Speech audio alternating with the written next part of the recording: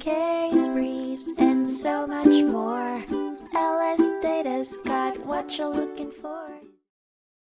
In 2001, the United States Court of Appeals for the Seventh Circuit heard the case Gallagher v. Abbott Laboratories, focusing on the legal obligation of companies to reveal information only when issuing securities and the duty to disclose only to specific parties.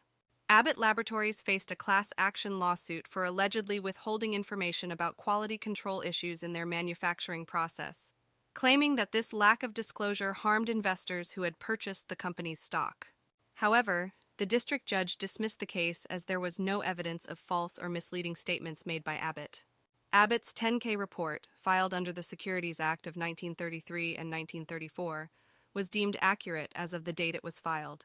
The court ruled that Abbott hadn't made false or misleading statements and wasn't obligated to disclose the FDA's position or update their 10-K report. The duty to correct applied only to factual errors, not predictions or projections. The plaintiffs didn't provide evidence of fraudulent intent, so there was no basis for the lawsuit.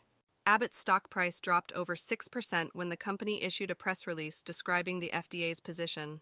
Abbott and the FDA eventually reached an agreement, and Abbott made a $168 million accounting charge to cover the costs.